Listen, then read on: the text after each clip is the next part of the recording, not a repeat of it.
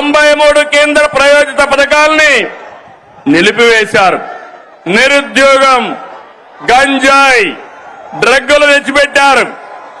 15 నెలలుగా అనేక సవాళ్లను అధిగమించాం. ఒక్కొక్క అడుగు ముందుకేస్తూ పరిపాలన ఘాట్ని పెట్టే ప్రయత్నం చేస్తున్నాం. నిర్వీర్యమైన వ్యవస్థల సరిదిద్ది మాట ప్రకారం అన్ని పథకాలు మారుస్తున్నాం. అందులో భాగంగానే పేద మధ్యతరగతి ప్రజల జీవితాలు మార్చి సూపర్ 6 అమలు చేశాం. అందరి సహకారంతో సూపర్ 6 పథకాలని సూపర్ హిట్ చేసి మాట నిలబెట్టుకున్నామని మరొకసారి విజ్ఞప్తి చేస్తున్నాను. తమిళలో గుర్తుందా? సూపర్ 6 పైన నాడు వాళ్ళు ఏమన్నారో గుర్తుందా అని అడుగుతున్నా. సూపర్ 6 అంటే అవహేళన చేశారు.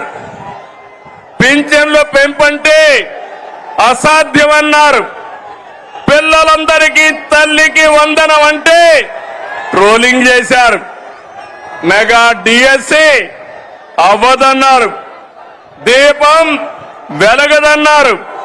Free bus కదలదన్నారు. అవునా కాదా తమ్ముళ్ళు అని మిమ్మల్ని అడుగుతున్నా. ఇప్పుడు మీరు చెప్పండి, ఇవన్నీ నిజం చేశామా లేదా అని అడుగుతున్నా. కోట్ల మంది లబ్ధి పొందారా లేదా అని మిమ్మల్ని అడుగుతున్నా. మీరందరూ కూడా లబ్ధి పొందారంటే చేతులు పైకెత్తండి. లబ్ధి పొందిన అందరూ కూడా చేతుల పైకెత్తాలి. గట్టిగా చప్పట్లు కొట్టి హర్షాన్ని, ఆమోదాన్ని, సంతృప్తిని తెలియజేయాలి.